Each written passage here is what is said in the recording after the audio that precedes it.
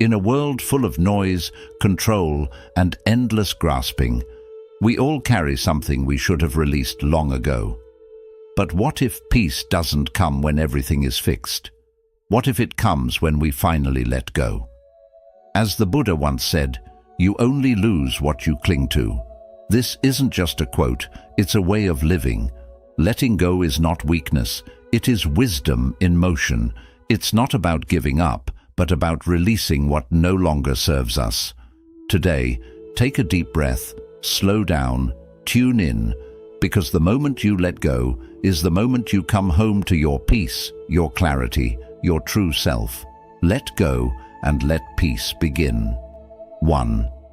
Let go of control, because control is an illusion.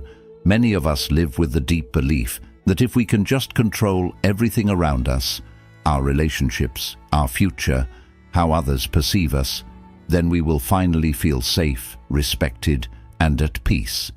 We plan obsessively, try to fix people, stress over outcomes, and hold tightly to routines. But no matter how hard we try, life refuses to obey our script. In Buddhism, there is a core teaching called anicca, impermanence. It means that everything in life is constantly changing. People grow and change, circumstances shift, emotions come and go, seasons, relationships, even our own beliefs evolve. Nothing stays the same. So when we try to control what is naturally meant to change, we create suffering. We experience two levels of pain. First, the fear and anxiety of constantly trying to keep things in place, and second, the heartbreak and disappointment when things fall apart anyway, because they will. Letting go of control doesn't mean you stop caring. It doesn't mean you stop making plans or being responsible. It simply means you stop clinging. You stop believing that peace can only come when life bends to your will. Instead of resisting the flow of life, you begin to flow with it. Like water in a river, you move with grace, with awareness, without force. You learn to adapt rather than grip. You find strength not in tightness, but in your ability to stay calm through uncertainty. True strength is not about forcing outcomes. It is about trusting the present moment. It is about meeting life as it is, not how you wish it to be. The moment you stop trying to control everything is the moment you discover a deeper kind of power, the power of peace, acceptance, and clarity. Letting go is not failure, it's wisdom. It's the soft courage to release what's outside your control and focus on what you can truly influence, your own thoughts, reactions, and choices. In that shift, real peace begins. 3. Let go of attachment, because what you own owns you. Attachment is one of the greatest sources of human suffering. We attach ourselves to people, outcomes, identities, and possessions.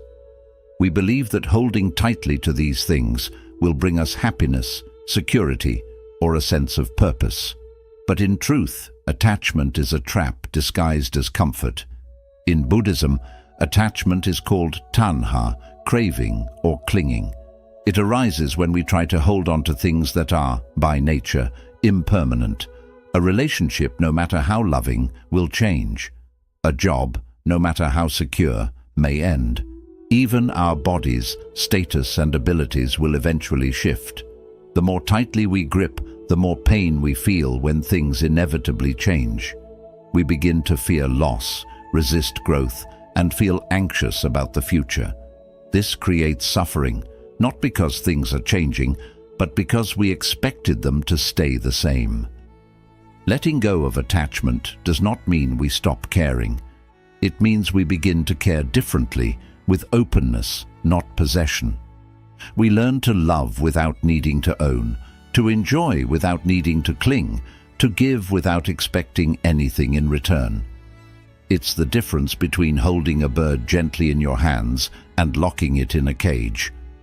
When you allow life, people, and experiences to be free, you give them space to breathe and yourself space to find peace.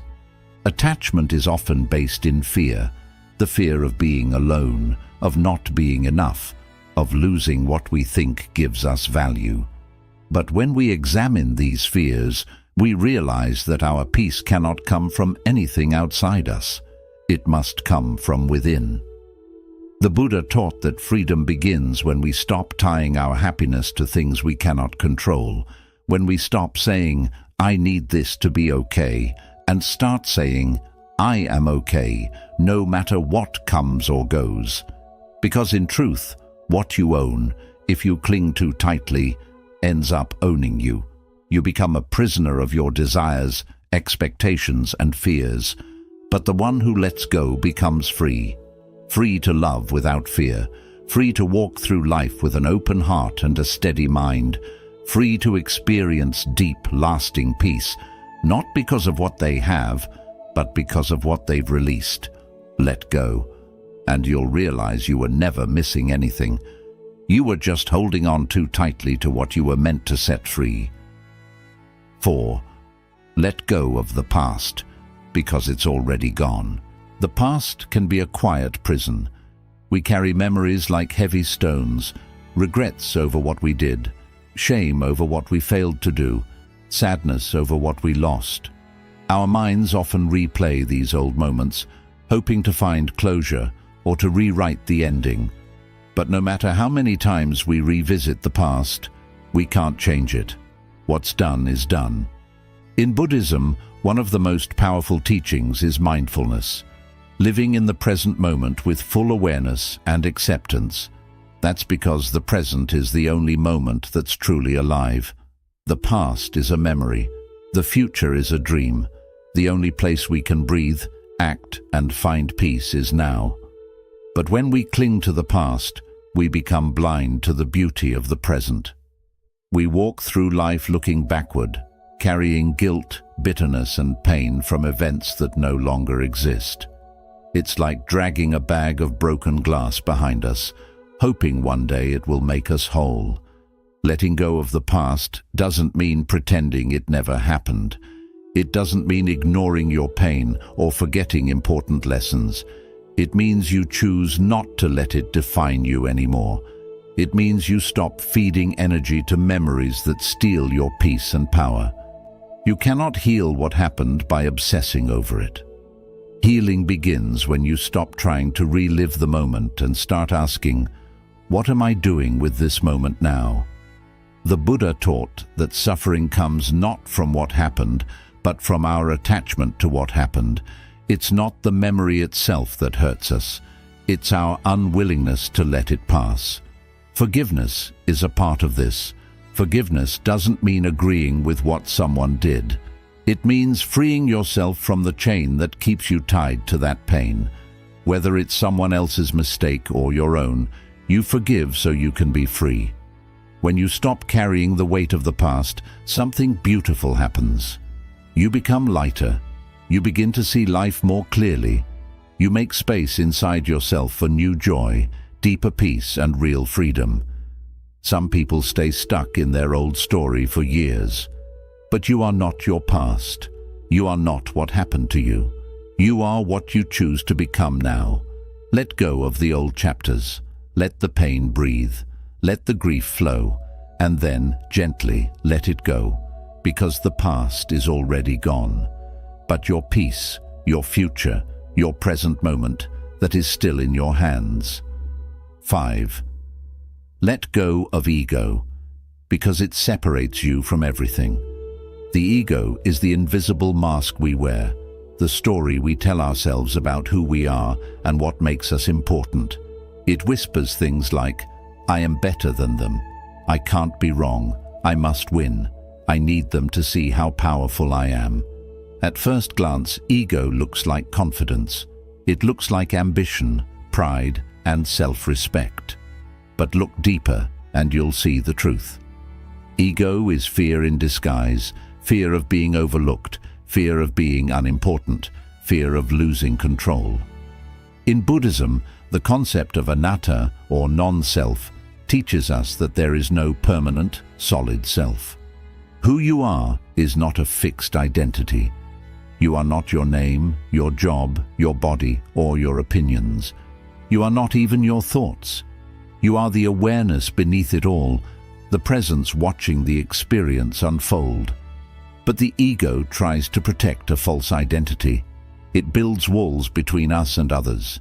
It says, "This is me and that is you." It separates, it competes, it constantly compares. It clings to the need to be seen, to be right, to be superior. And in doing so, it isolates you, not only from others, but from your own peace. Think about it. How many arguments were created not by truth, but by ego needing to win?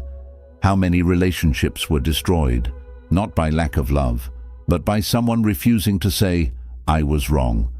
How often do we feel angry, hurt, or offended, simply because our ego got bruised? The ego is obsessed with image. It wants others to see you as powerful, wise, successful, untouchable. But this image is not you. It's a costume, a fragile shell that must constantly be defended and maintained. And the moment someone questions it or doesn't treat you the way you expect, the ego feels attacked. Letting go of ego doesn't mean you have no identity. It means you no longer need to cling to one. You no longer define yourself by status, labels, possessions, or being right. You realize that your value is not based on how people see you, but on your own internal truth. The ego says, "If I win, I am worthy." The deeper self says, "I am already whole. I need nothing to prove that." When you let go of ego, humility replaces pride. Understanding replaces judgment. Stillness replaces chaos. You become open, able to listen, learn, admit fault, grow. You become soft, but not weak, rooted, but not rigid. And most importantly, you reconnect with life, with others, with the deep peace within yourself. The Buddha never said, "Become more important." He said, "Better than 1,000 hollow words is one word that brings peace."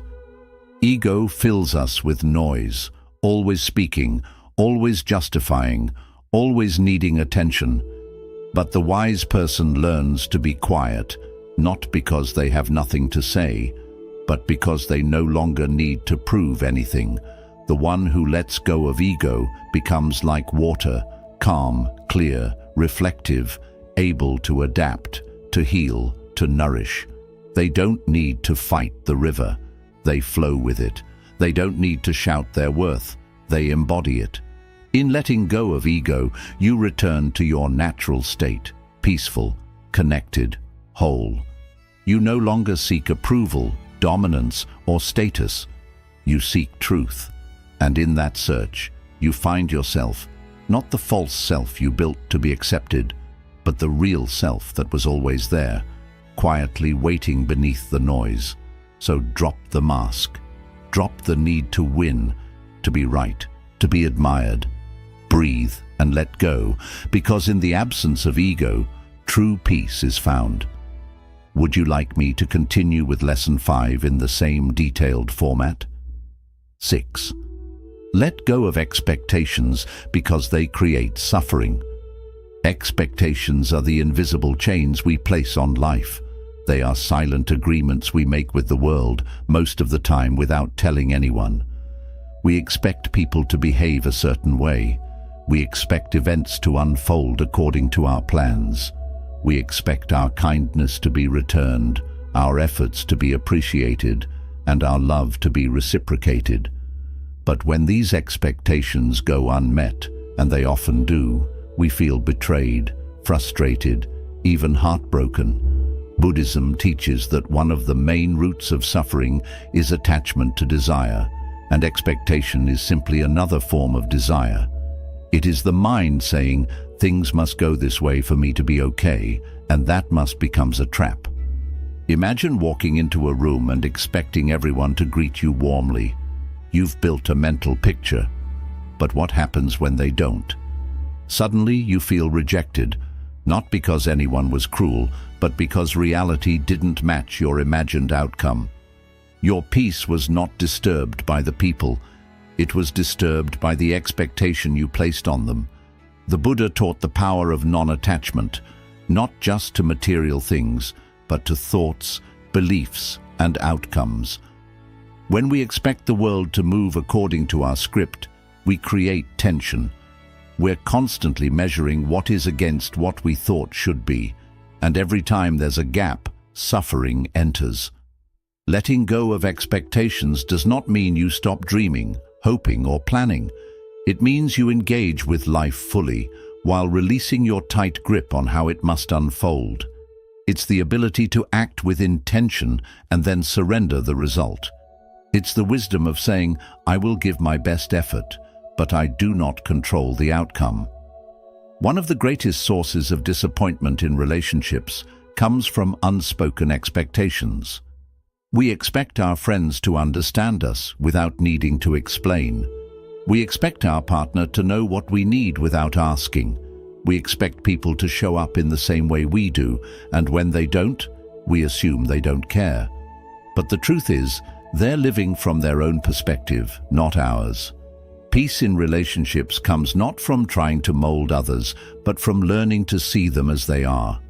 When you let go of trying to change people or fit them into your ideals, you create space for real connection, one based on acceptance, not performance. The same applies to life's events. We expect success to come quickly. We expect our plans to be smooth. We expect life to be fair. But life has its own flow.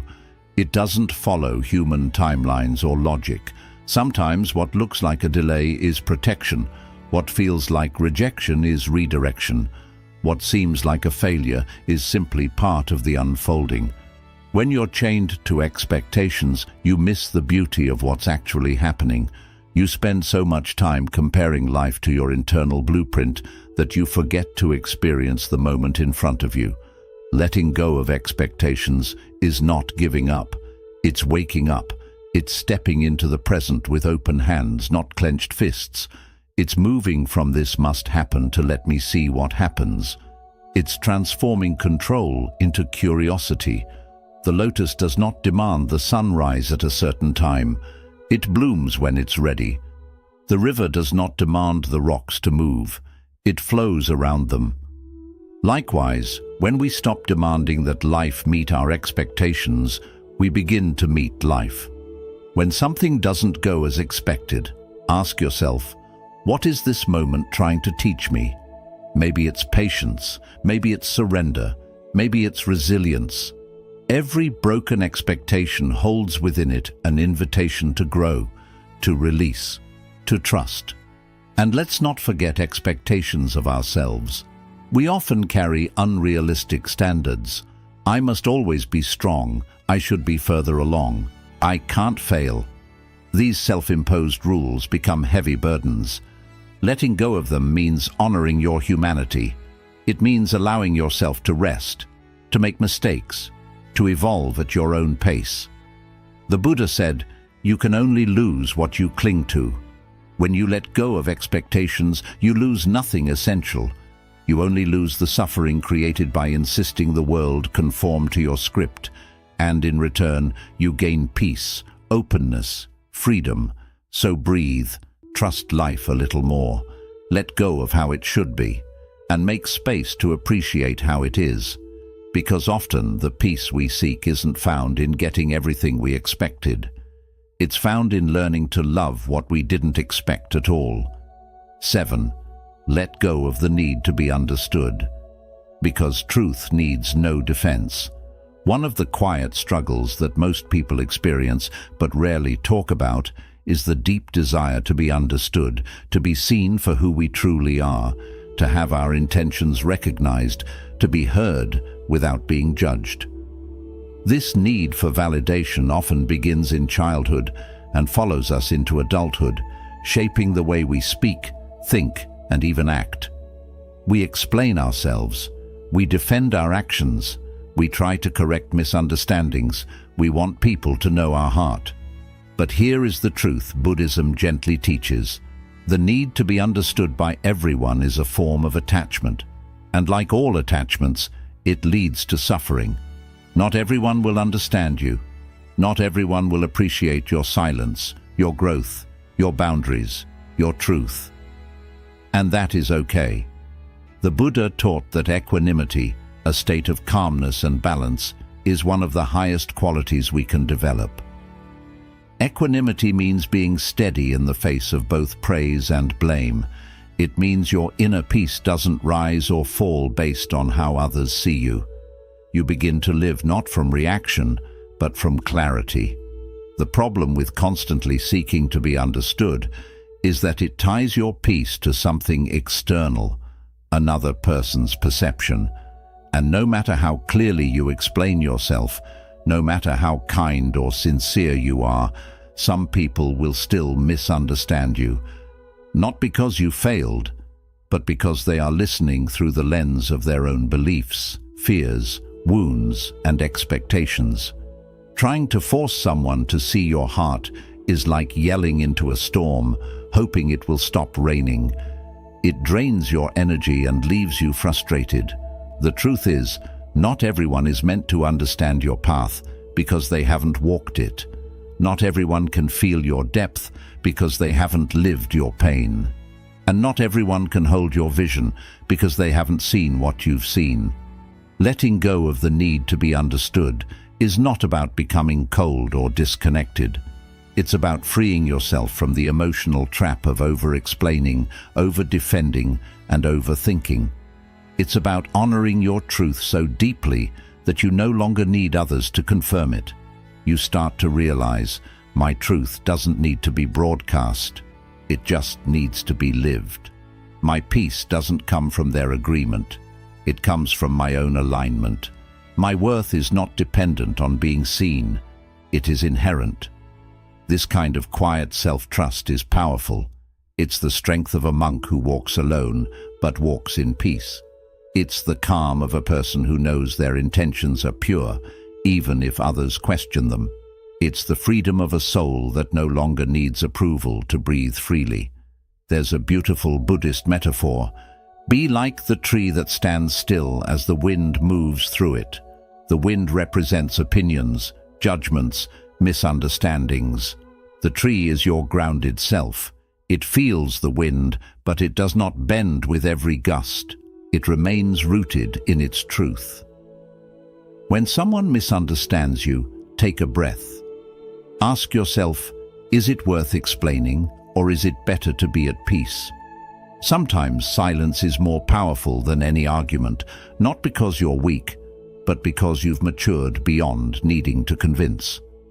There will be moments in life when the most loving thing you can do for yourself is to stay quiet, not out of avoidance, but out of wisdom. You've realized that defending yourself to someone who doesn't want to understand you is like planting seeds in barren soil. This applies in relationships, family, even work. Sometimes you'll be judged for choosing peace over drama. Sometimes you'll be labeled cold for setting boundaries. Sometimes your inner transformation will be met with suspicion rather than support. But if you know your heart is clean, let that be enough. The Buddha said, silence is sometimes the best answer, because silence is not empty, it's full of understanding, power, and restraint. It's the response of someone who knows that truth stands firm, even when it's questioned. Over time, you'll notice something beautiful. The more you release the need to be understood, the more at ease you become. You start doing things not to impress, but because they feel right. You speak less, but your words carry more weight. You stop chasing approval and start attracting peace. Letting go of the need to be understood doesn't mean you isolate yourself. It means you finally come home to yourself. You no longer wait for others to reflect your worth back to you. You become your own mirror. And in that quiet space where explanation fades and truth remains, you find something priceless. Freedom. You'll still be misunderstood. You'll still be judged. But none of it will shake you. Because when you've let go of needing to be understood, you've already found something better. Inner clarity that doesn't need to shout. There is a quiet struggle happening inside many of us, a battle between the way life is and the way we think it should be.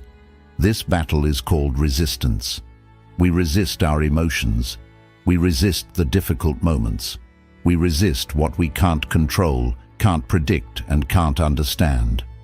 We carry the idea that life should follow our plan, and when it doesn't, we push back. We fight reality with our thoughts, our complaints, our frustration. But in Buddhism, we learn that suffering is not in the experience itself. It's in how we resist it. Pain is a part of life, but suffering is optional. The moment you say this shouldn't be happening, you step away from life. You move into a fight with it. And no one wins a fight against the present moment. Think of a river flowing downstream. If you jump in and try to swim upstream, resisting the current, you will tire, struggle, and eventually be dragged under. But if you surrender and float, trusting the current, you move with the water, not against it. Life is that river, always moving, always changing, and your peace is found in your ability to flow, not control. Resistance appears in many ways. It shows up when you hold a grudge, refusing to release old pain. It appears when you fear change, even though change is simply part of life. It shows up when you call your emotions bad or wrong and push them away. It shows up when you avoid the truth of the moment because it feels uncomfortable. But here's the twist. The more you try to avoid a feeling, the longer it stays. The more you try to escape discomfort, the bigger it grows. The more you try to control everything, the more out of control life seems. Buddhism teaches us to practice radical acceptance, which means taking life as it comes, without judgment or resistance. This doesn't mean we accept injustice or stop trying to grow. It means we stop fighting what is already here. If you're angry, acknowledge the anger. If you're sad, allow the sadness to be fully felt. If life feels messy, stop pretending it should be neat. Acceptance is strength, not weakness. It takes courage to feel what you feel, to face reality and stop running. When you resist, you create tension. When you accept, you create space to breathe. You start to see, this is happening, and I can meet it with awareness. This is hard, but I can move through it. This isn't what I expected, but maybe it's what I need. Letting go of resistance doesn't mean you like everything that happens. It means you understand that fighting reality only increases your pain. A storm won't stop because you shout at it. It passes when you stop wishing for sun and instead find shelter in your awareness. The Buddha said that just as a solid rock isn't moved by a storm, the wise remain steady through praise or blame. This steady presence comes from surrender, not from giving up, but from accepting the truth of the moment. It's about dropping the inner battle, the silent "this shouldn't be," and replacing it with "this is." When you stop resisting, you return to your breath, your body, and the calm beneath all the chaos. You stop expecting life to owe you anything and start living as though every moment has something to teach, because it does. That heartbreak. It's teaching you to be gentle. That failure, it's teaching you humility. That silence, it's teaching you to listen. Every challenge brings a lesson, but you can't receive it if you're fighting it. Surrender isn't passive. It's an active choice. It means being fully present in your own experience. You choose to respond, not react. You choose to grow, not hold tightly. You choose peace, not control. Think about how much energy you've used resisting life, resisting change, endings, uncertainty, or not being perfect. What if you used that same energy to listen, breathe, and soften? What if you stopped asking, "Why is this happening to me?" and instead asked, "What is this moment inviting me to release?" Letting go of resistance is like loosening a tight knot inside your chest. Once you stop pulling, the knot begins to loosen. You feel lighter, not because the situation changed, but because you did. The mind wants control. The ego wants comfort. But the soul wants truth, and truth appears when you make room for it, when you stop resisting and begin embracing. Every time you resist, you're saying, "I know better than life." But every time you surrender, you're saying, "I trust the wisdom in what's unfolding." And that trust is where deep peace lives. So today, breathe into the discomfort. Let the moment be as it is.